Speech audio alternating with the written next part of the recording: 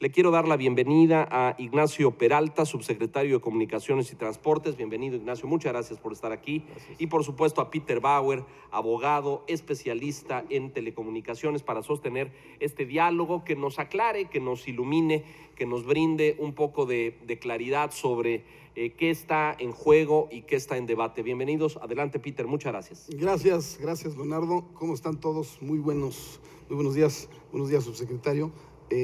Platicábamos justo antes de empezar el foro cómo dividir o cómo presentar pues un panorama tan complejo en un año como el 2013, que pues sin duda va a ser el año, o va a ser recordado como un año de profundo cambio en el sector de telecomunicaciones, y planteaba el subsecretario que lo hiciéramos en 3 bloques. Partir primero de un tema de diagnóstico breve, de dónde veníamos y qué veníamos observando en el sector como tendencias y problemas que se procuraron resolver con la reforma. Un segundo bloque descriptivo de los grandes ejes o vectores de la reforma constitucional y de lo que viene ahora como sus aterrizajes. Y en tercer lugar, terminar con algo de perspectivas para 2014 y para el futuro inmediato, ¿no? Entonces, subsecretario, si quieres, arranquémonos por ahí, ¿no? Gracias, Peter, muchas gracias, muy buenos días. Yo quiero agradecer primero la invitación, por supuesto, a Manuel Arroyo, Enrique Quintana, reconocer y felicitar al financiero por esta iniciativa y estar seguro sobre todo que hacia adelante va a ser una fuente importante de información, sobre todo de carácter empresarial para los negocios. Y bueno, pues en el sector de telecomunicaciones, que es un sector muy importante, platicamos Peter y yo, y sobre todo decir que hemos platicado mucho a lo largo de estos meses, es la primera vez que lo hacemos frente a los medios, y yo creo que esa parte también es interesante. El sector de telecomunicaciones pues es un sector muy dinámico. El Producto Interno Bruto del sector de telecomunicaciones crece en un acumulado de los últimos años aproximadamente 4 o hasta 5 veces más que la tasa de crecimiento del PIB global. Es decir, esa es la dinámica de un sector que además está determinado por el cambio tecnológico, ¿no? Por supuesto, el peso que tiene el sector de telecomunicaciones en el PIB global todavía no es tan importante. Pero bueno, esto deberá ir creciendo conforme esta tasa de crecimiento se presente y más o menos es la misma dinámica que se presenta en todo el mundo. Hay algo que es muy importante. En primer lugar, entender que el sector de telecomunicaciones debe constituirse en un motor de la economía, debe de impulsar el crecimiento interno bruto, debe generar productividad y como consecuencia de ello, productividad. Eso nos lleva a determinar el sector como un sector estratégico. En segundo lugar, entender cómo estamos, hacer un diagnóstico del sector de telecomunicaciones en México, cómo están los números de penetración, de cobertura y de penetración, por supuesto, calidad en los servicios, niveles de las inversiones, cuánto se está invirtiendo, cuáles son los precios, si los precios que pagamos por los servicios de telecomunicaciones son más o menos precios que se pagan en todo el mundo, estamos más o menos equiparables con los precios internacionales, si las velocidades de descarga, por ejemplo, de acceso a internet o los anchos de banda, pues son más o menos los que se ven en países. Si no nos queremos comparar con la OCDE, pues sí, tal vez compararnos con países latinoamericanos. Yo pondría una cifra que me parece que es importante, que es la inversión. De acuerdo a la OCDE, la inversión en México en telecomunicaciones per cápita en los últimos años ha estado alrededor de los $40. $40 per cápita en el sector. En Chile, por ejemplo, se invierte en $111 per cápita. Es un incremento, digamos, una diferencia importante. El promedio de la OCDE, pues, los países con altos ingresos, anda en $150 per cápita. Suiza está cerca de $300 per cápita. Entonces, eso nos da una idea de la brecha que se está ampliando. Y hagamos una reflexión, ¿por qué Suiza invierte $300 per cápita? Si Suiza debe tener prácticamente a todos los suizos conectados. En Suiza prácticamente todo el mundo ya es parte de la sociedad de la información y del conocimiento. Entonces no están invirtiendo en cobertura. Seguramente ya todas las radiobases, la fibra óptica, pues debe tener bastante amplia la cobertura. Entonces, ¿en qué están invirtiendo? Bueno, pues están invirtiendo en capacidades de redes, están invirtiendo en mayor tecnología, están invirtiendo en temas que les genere mejor servicio a la gente en materia de telecomunicaciones. Y nosotros estamos invirtiendo básicamente el 10% de esa cantidad, ¿no? Pero aún nos falta la cobertura. La penetración de banda ancha móvil en México anda alrededor del 10%. Esto es una buena y una mala noticia. Es mala, bueno, porque pues, es poca gente la que está, digamos, conectada a servicios de banda ancha móvil. Pero es buena porque el potencial de crecimiento que tenemos en México con la reforma, con las inversiones, lo que se vislumbra hacia adelante, pues genera también una gran oportunidad. Sí, que es un potencial que también se debe en parte a un atraso acumulado de varios años, que creo que vale la pena tener o registrar como los motivos centrales de la reforma, es que observamos un sector relativamente paralizado en la litigiosidad, en la debilidad regulatoria y en general inmerso en un marco institucional deficiente para poder regular y sobre todo promover las inversiones que se necesitan. Entonces, digo, y muy brevemente, los problemas famosos de las dobles ventanillas. No hay que ser especialista en el sector para haberlo escuchado. Es decir, nosotros teníamos un órgano regulador, la COFETEL, creada en 95, desde la Ley de Telecomunicaciones del 95, pero no podía sancionar a ningún operador. Podía nada más recomendar las sanciones cuando verificaba el cumplimiento de las obligaciones. Teníamos la COFETEL encargada de licitar espectro para telecomunicaciones, pero no podía entregar los títulos.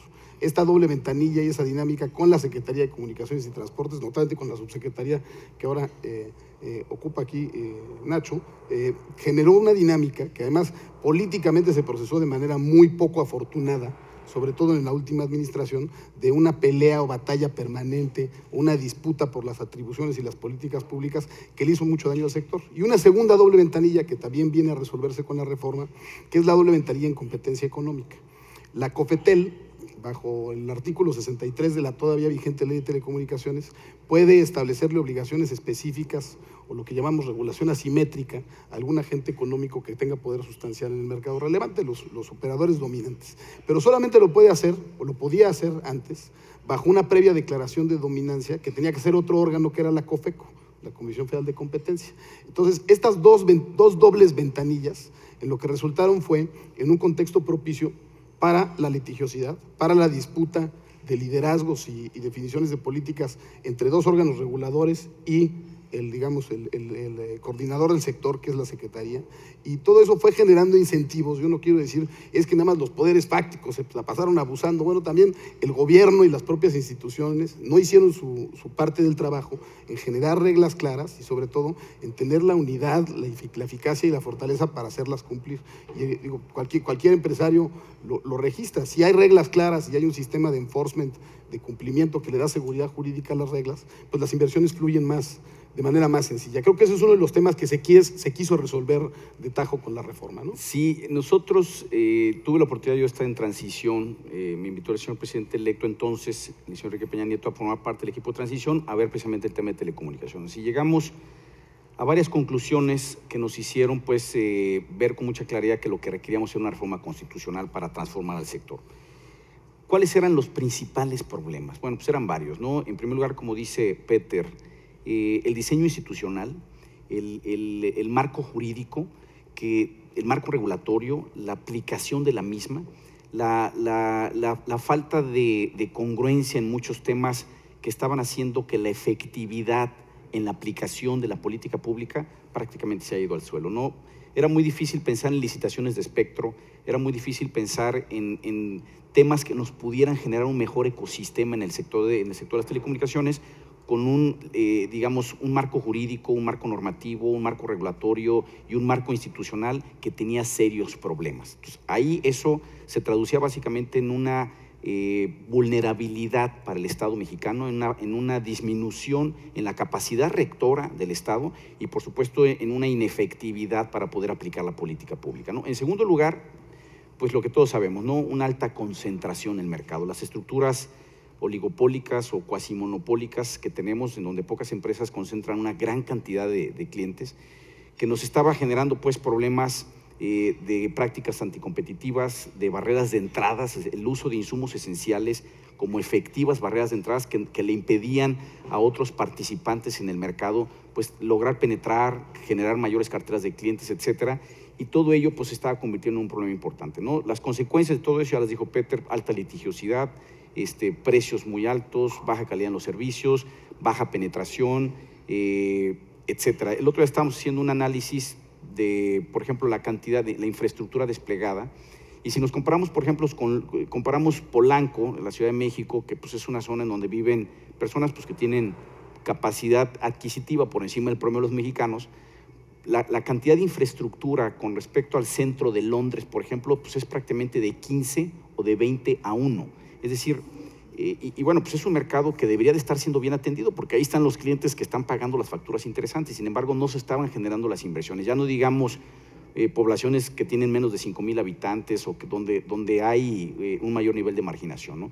Entonces, esa parte la teníamos que resolver y pues se dio un fenómeno muy interesante. El Pacto por México asume como propio en su agenda todos los grandes problemas que se habían identificado en el sector de telecomunicaciones, los sube a los 95 compromisos del Pacto por México. Hay que recordar que esto se firmó el 2 de diciembre y a partir de ahí empieza una mesa, digamos, del pacto especializada en el tema de telecomunicaciones a ir armando la reforma constitucional que finalmente la presenta el presidente el 11 de marzo, si no mal me acuerdo, y se publica el 11 de junio y entra en vigor a partir del día 12 de junio. Con cambios que, si quieres, voy a transitándole un poco al componente más descriptivo de la reforma.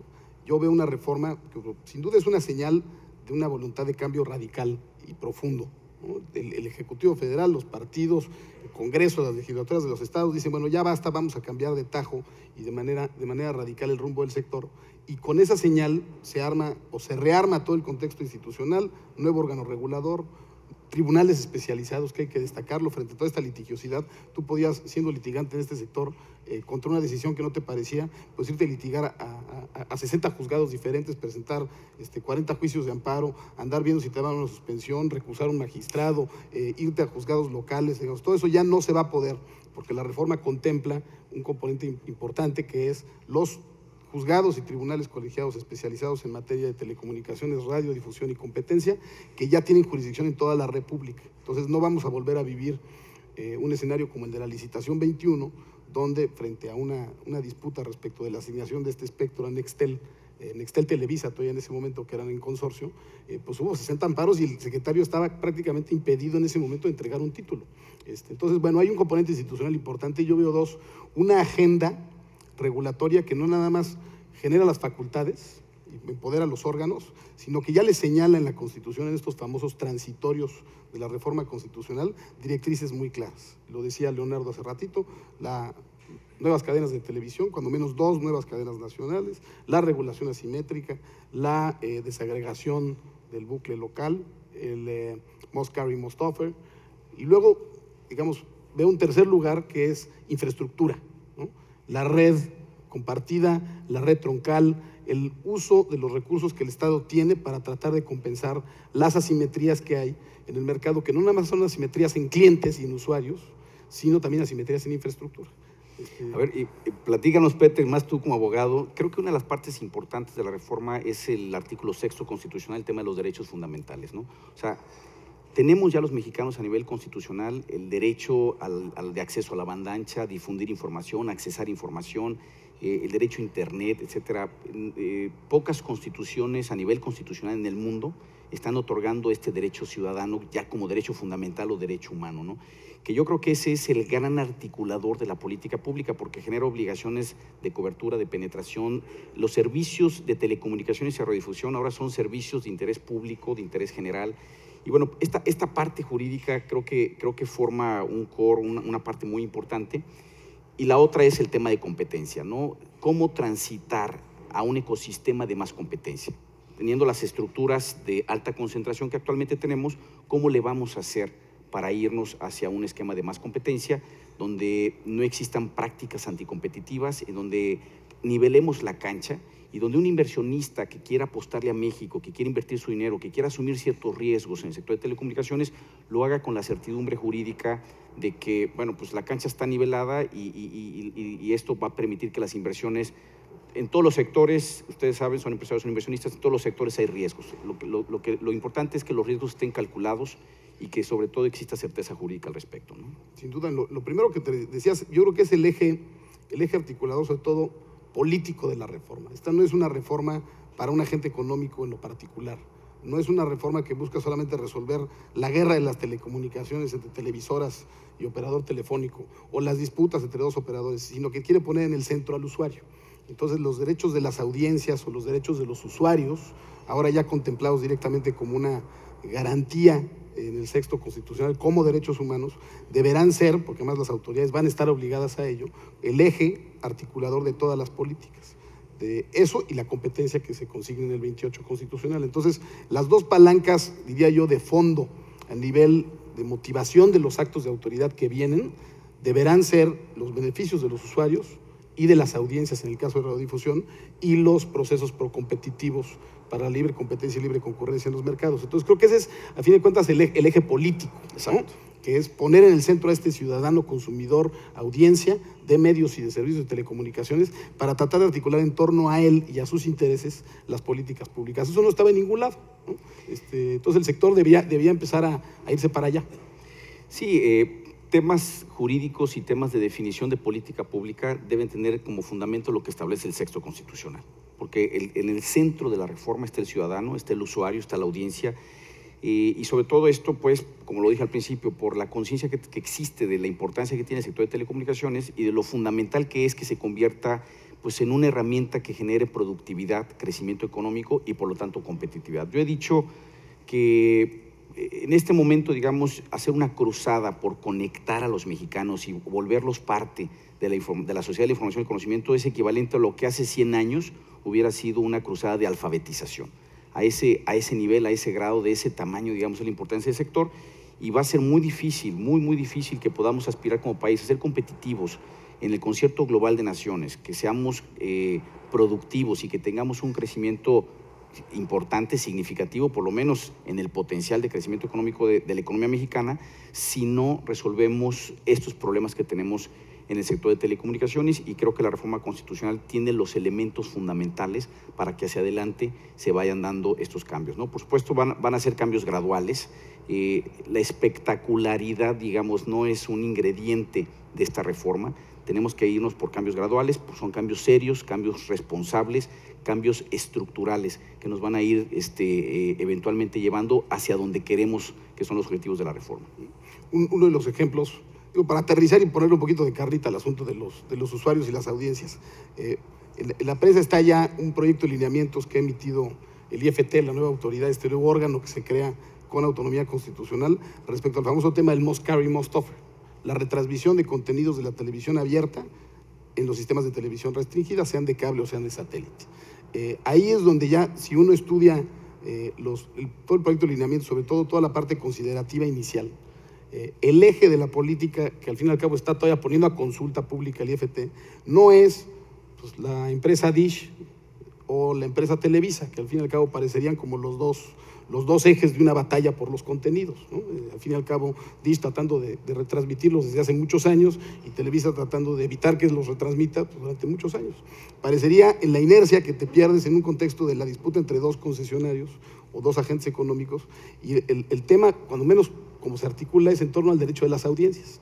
El legislador constitucional en este caso no legisló para darle razón a uno u otro agente económico, sino para señalar claramente que si tú tienes derecho, con una antenita de conejo, recibir las señales radiodifundidas de manera gratuita, pues entonces también tienes derecho a recibirlas de manera gratuita en el sistema de cable que tú quieras comprar. Entonces, digamos, es un buen ejemplo de cómo se va a aterrizar el tema de las audiencias. No es pura retórica el texto constitucional, yo creo que va a ser el eje que va a articular las decisiones que se van a tomar. Yo creo que esa parte es bien importante y sí va a cambiar las tendencias hacia adelante de manera significativa. Lo que hemos visto, por ejemplo, en los últimos años, y se acaba de publicar la Moduti, que la publica el INEGI, es una encuesta anual que hace el INEGI en cuanto al uso de tecnologías de comunicación y la información de la población, de los mexicanos. Se ve una penetración importante en televisión restringida, televisión de paga.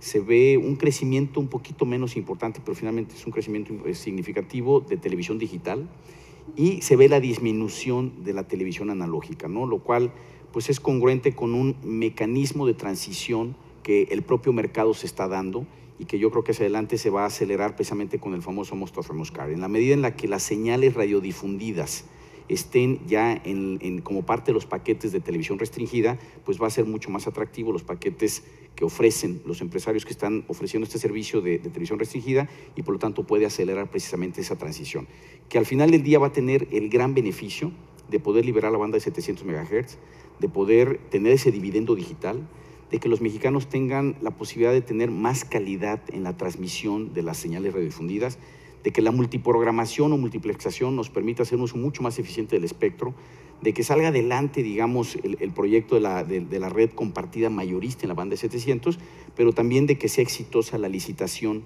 de las 2 cadenas de televisión digital abierta, en tanto se esté dando pues este incremento en la penetración de televisión digital.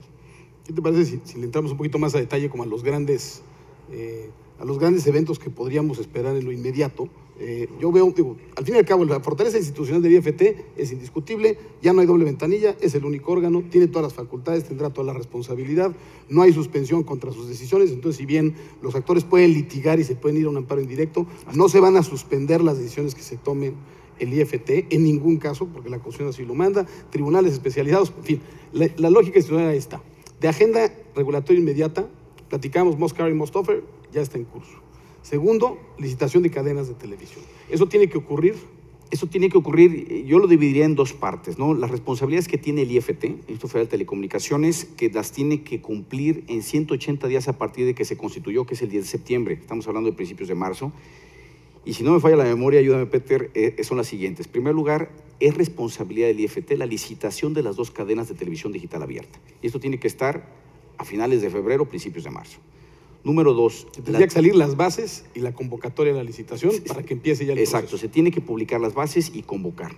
O sea, tiene que arrancar, tiene que dar inicio al proceso de licitación antes de que concluya el periodo de 6 meses, 180 días a partir del 10 de marzo. Segundo lugar, algo que ya inició y que hoy sale una declaración, entiendo, por parte del presidente del IFT al respecto, que es la declaración de preponderancia y la consecuente aplicación de regulación asimétrica, que también es responsabilidad del IFT y que debe estar en 6 meses. Tercero…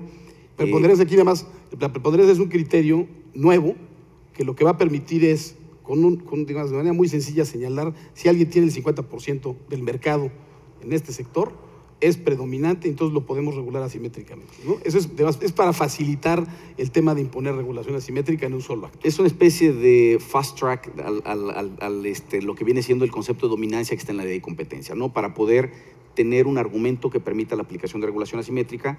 También hay que reconocer el famoso concepto de poder sustancial en el mercado relevante, pues era increíble por la litigiosidad también de la que se habla a empresas que claramente tenían este poder sustancial durante años, no se les pudo declarar como tales y por lo tanto se les regulaba en la cancha como si fueran exactamente igual que los pequeños, ¿no? Y esa parte pues era muy complicada. Finalmente este nuevo concepto en la Constitución pretende acelerar ese proceso. Tenemos 6 meses, ya está corriendo el tiempo, ya dije las fechas, para declarar la preponderancia y a partir de ahí entonces aplicar regulación asimétrica. Tercer lugar, la desagregación de las redes locales, que también es un tema del IFT y que esto también va a permitir nivelar la cancha porque le va a permitir, va a abrir las redes, va a hacer que las redes como insumo esencial no se utilicen como barreras de entrada a nuevos participantes, ¿no? Esto hay muchas experiencias, sobre todo en Europa, hay grandes experiencias al respecto en Europa. Vamos a ver en México cuál es el modelo que pone sobre la mesa el IFT. Yo espero que sea un modelo exitoso, sobre todo que cumpla con los objetivos de la reforma. Hay que revisar el cumplimiento de las obligaciones de los títulos de concesión, también en 6 meses. ¿Qué otro tema tiene mandatado en la Constitución? Viene después la concesión única, después de la declaración de preponderantes vendrán los lineamientos para transitar a concesiones únicas. Hay 60 días. 60 días. Hay 60 días que hay que recordar lo que fue el famoso acuerdo de convergencia. El acuerdo de convergencia era un acuerdo entre los concesionarios para poder, digamos, esto es un tema que no hemos platicado y que es muy interesante, la convergencia tecnológica que nos lleva también a una convergencia de servicios, ¿no? Mientras que antes cada empresa tenía su mercado y el de telefonía fija estaba en su mercado de telefonía fija y nada más. ¿Sí? El de telefonía móvil tenía sus clientes de telefonía móvil y competían entre sí pues, las empresas que daban servicio de telefonía móvil y nada más. Ahora la convergencia tecnológica que nos lleva a una convergencia de servicios va a hacer que todos se metan a todas las canchas. Es un concepto de hipercompetencia porque el de telefonía fija que no pensaba que el de este mercado iba a ser su competidor, ahora ya lo es, ahora ya es todos contra todos, ¿no? Esa parte se tiene que regular de manera muy importante y hace muchos años se hizo, no tantos años pues, pero se hizo un acuerdo de convergencia para decir, está bien, nos metemos todos a todas las canchas, pero bajo ciertas reglas. Y empezaron a definir una serie de conceptos de qué debo de cumplir yo para poderme meter a dar otro tipo de servicios y ya me metí a la cancha del competidor y así empezaron a generarse ciertas tendencias. La verdad es que ese acuerdo de convergencia pues nunca fue… De octubre de 2006. Nunca fue aplicado. Hace más de 7 años. No tuvo éxito. hubo litigiosidad, hubo ahí una serie de cuestiones que impidió que realmente el acuerdo de convergencia se diera, y pues era muy difícil que se metieran los otros participantes en las diferentes canchas, ¿no? ¿Qué está haciendo la concesión única? Es un gran concepto, es una recomendación además de la OECD, es el concesionario de concesión única tiene la concesión y va a poder dar cualquier tipo de servicio de telecomunicaciones a través de cualquier medio de transmisión. Sobre todo, bueno, pues la concesión es de espectro, aunque puede también tener redes públicas de telecomunicaciones, y va a haber 4 tipos de concesiones: la comercial, la privada, la pública y la social, y este concesionario con concesión única va a poder dar cualquier tipo de servicio. Es una especie de acuerdo de convergencia elevado a rango constitucional, pero definidos los términos de las mismas por el IFT. Si yo fuera concesionario y quiero mi título único, tengo que ir al IFT a solicitar mi movimiento a título único, y el IFT me tendrá que decir que debo de cumplir: pago de contraprestaciones, obligaciones, etcétera. Pero si soy preponderante, entonces las obligaciones que me tiene que imponer el IFT son distintas. ¿Por qué? Porque sí preocupa que la entrada de un preponderante a otro mercado genere disrupción y que esto nos afecte, digamos, el ecosistema que queremos transformar hacia mayor competencia. Ese es uno de los grandes temas que también está el próximo año y que por supuesto también está en la cancha del IFT. Que vienen todos en 2014, Leonardo. Muchas gracias. Tenemos preguntas del público para ustedes que les pido las respondamos a la mayor brevedad. Estamos en la recta final de tiempo. Se sabe y se ha dicho muchas veces en México que pagamos las tarifas de telefonía móvil más altas del mundo. ¿La reforma contempla en alguna medida restringir, hacerlas más competitivas, más al alcance del público en general? Mira, desde el punto de vista jurídico, la reforma, falta la ley, y la ley vendrá y la veremos el próximo año también en el primer trimestre, pero la libertad tarifaria se mantiene. Es decir, las empresas van a seguir cobrando las tarifas que el mercado vaya determinando. Yo creo que por lo que dice los últimos estudios de la OCDE, tenemos tarifas, no son las más altas del mundo, pero son altas, bajaron mucho a raíz de una política de disminución de tarifas de interconexión para la terminación de llamadas en redes móviles. Creo que se redujeron sustancialmente las tarifas, pero sin duda es un problema de política que está previsto, ¿no? Sí, definitivamente, digamos, este es un precio de mercado, no puede ser un precio regulado, ¿no? Para empezar. En segundo lugar, lo que dice Peter es correcto, hubo un movimiento bien importante, una política bien importante en materia de interconexión, y esto hizo que las tarifas a los usuarios finales efectivamente bajaron. Sí es cierto que son altas, no son las más altas del mundo, pero sí son altas, están muy por encima de lo que se debería de estar pagando. Y yo creo que la política pública que está plasmada en la Constitución es que a través del mercado, digamos, de competencia, podamos ir transitando hacia tarifas que sean pues más equiparables, digamos, a los estándares internacionales. Bien, muy bien. ¿Cómo, subsecretario, hablaba usted de los derechos plasmados ahora en el texto constitucional en materia de acceso y de una serie de cosas? ¿Cómo se concretan? Es decir, está y la ley lo plasma, queda solamente en manos de particulares. ¿El gobierno hará algo para garantizar acceso de ancho de banda y de internet en localidades distantes y no solamente en centros urbanos?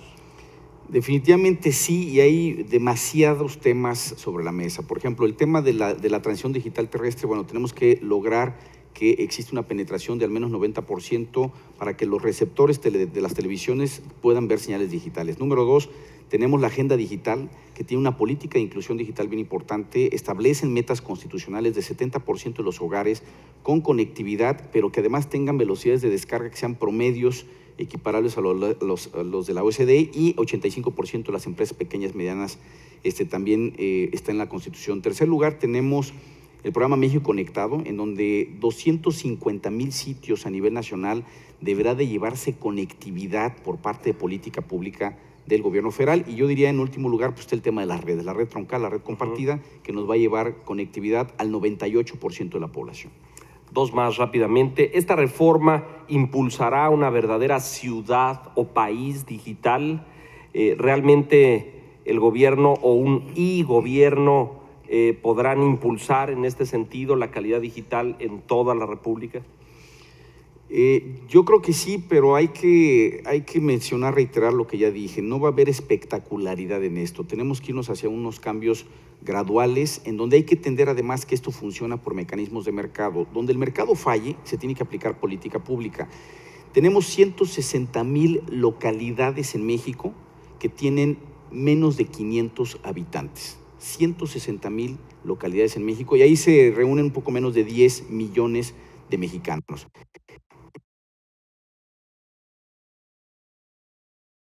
Es ahí donde tenemos que aplicar la política pública, pero debemos de dejar que el mercado funcione y donde el mercado no esté funcionando, entonces tenemos que aplicar política pública. Una más antes de pedirle sus conclusiones, y esta tiene que ver con los contenidos, que es algo que preocupa en muchos sentidos, especialmente los que tienen que ver con producción. ¿Tiene la Secretaría y tiene previsto cómo elevar o controlar, soportar la calidad de los contenidos a fin de no promover violencia, drogadicción y otros males de la sociedad moderna? La ley en ese sentido, digamos, la ley vieja, la ley de radio y televisión, daba facultades a la Secretaría de Gobernación y facultades a la para controlar y censurar. Y los contenidos estaban más del tema en gobernación. Hoy estas facultades se van a concentrar en el IFT y creo que son preguntas para la nueva ley que viene, si esa nueva ley se va a meter a calificar este tipo de conductas o no. Siempre tendremos clasificación, horarios, etcétera. Yo creo que ya el legislador va a determinar si se mete o no a calificar qué tipo de contenidos sí y qué tipo de contenidos no, con los riesgos que implica, ¿no? Sus conclusiones, si son tan amables.